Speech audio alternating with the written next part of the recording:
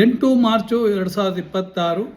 ಈಗ ನಿಮಗೆ ಪಿತೃದೋಷದ ನಿವಾರಣೆಗಾಗಿ ಕೆಲವಾರು ಮಂತ್ರಗಳನ್ನು, ಕೆಲವಾರು ಟಿಪ್ಸನ್ನು ನಿಮಗೆ ಹೇಳ್ತೇನೆ.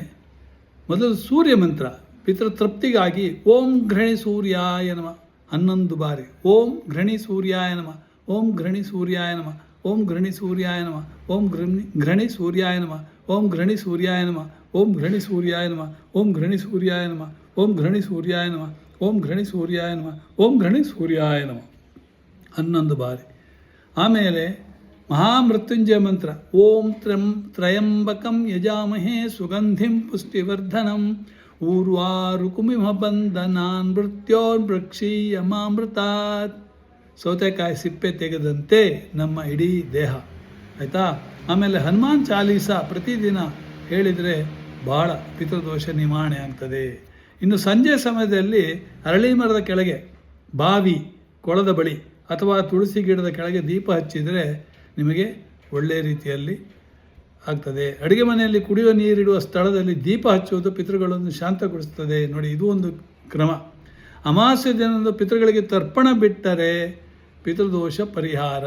ಕೆಲವರಿಗೆ ಮಹಾಲಯ ಅಮಾವಾಸ್ಯೆಯಲ್ಲಿ ನಾನು ಮಾಡ್ತೇನೆ. 175 ಜನರಿಗೆ ಪಿತೃತರ್ಪಣವನ್ನು ಕೊಡ್ತೇನೆ ಮಹಾಲಯ ಅಮಾವಾಸ್ಯೆ.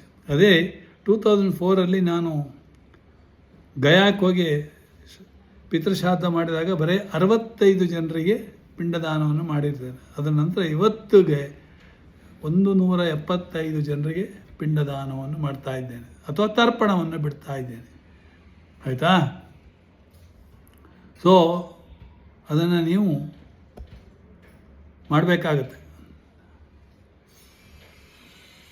ಪಿತೃಪಕ್ಷದಲ್ಲಿ ಮಾಡಿದರೆ ಇನ್ನೂ ಭಾಳ ಅನುಕೂಲ ಅಂಥೇಳಿ ನಾವು ಹೇಳ್ತೇವೆ. ಆದರೆ ಪಿತೃಪಕ್ಷದಲ್ಲಿ ಭಾಳಷ್ಟು ರಶ್ ಇರ್ತದೆ. ಓಕೆ,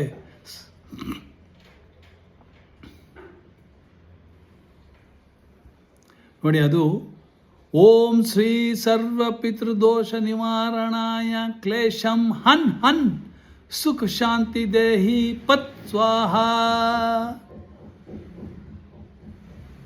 ಈ ಮಂತ್ರ ಪಠನೆ ಮಾಡುವಾಗ ಬಿಳಿ ವಸ್ತ್ರ ಧರಿಸಬೇಕು. ಶುಭ ಸಮಯದಲ್ಲಿ ಮಂತ್ರ ಪಠನೆ ಮಾಡಬೇಕು. ತುಪ್ಪದ ದೀಪವನ್ನು ಹಚ್ಚಿ ಸಂಕಲ್ಪ ತೆಗೆದುಕೊಳ್ಬೇಕು. 4 ಬಾರಿ 4 ದಿನ ಮಂತ್ರ ಪಠನೆ ಮಾಡಬೇಕು. 16ನೇ ದಿನ 1 ಮಂತ್ರ ಪಠಿಸಬೇಕು. ಮಂತ್ರ ಪಠನೆ ಮಾಡಿದ ಬಳಿಕ ಹಸುವಿಗೆ ಆಹಾರ ತಿನ್ನಿಸಿ, ಬ್ರಾಹ್ಮಣರಿಗೆ ದಾನ ಮಾಡಿ, ಬಡವರಿಗೆ ಆಹಾರ ದಾನ ಮಾಡಿ. ನೀವು ದಾನ ಮಾಡುವಾಗ ಸ್ವಾಹ ಸ್ವಾಹ ಸ್ವಾಹ ಅಂತ 3 ಬಾರಿ ಹೇಳಬೇಕಾಗ್ತದೆ. ಅರ್ಥ ಆಯ್ತಾ? ಓಂ ಶ್ರೀ ಸರ್ವ ಪಿತೃದೋಷ ನಿವಾರಣಾಯ ಕ್ಲೇಶಂ ಹನ್ ಹನ್ ಸುಖ ಶಾಂತಿ ದೇಹಿ ಪತ್ ಸ್ವಾಹ. ಓಂ ಶ್ರೀ ಸರ್ವ ಪಿತೃದೋಷ ನಿವಾರಣಾಯ ಕ್ಲೇಶಂ ಹನ್ ಹನ್ ಸುಖ ಶಾಂತಿ ದೇಹಿ ಪತ್ ಸ್ವಾಹ. ಆಮೇಲೆ ಮೃತ್ಯುಂಜಯ ಮಂತ್ರವನ್ನು 108 ಬಾರಿ ಮಂತ್ರ ಪಠನೆ ಮಾಡಿ. ಓಂ ತ್ರಯಂಬಕಂ ಯಜಾಮಹೇ ಸುಗಂಧಿಂ ಪುಷ್ಟಿವರ್ಧನಂ ಊರ್ವಾರುಕುಮೀವ ಬಂಧನಾತ್ ಮೃತ್ಯೋರ್ಮೃತ್ಯಮಾಮೃತಾತ್ ಅಂತ ಹೇಳಿದರೆ ನಿಮಗೆ ಪಿತೃದೋಷ ಯಾವುದು ಬರುವುದಿಲ್ಲ. ನಮಸ್ಕಾರ.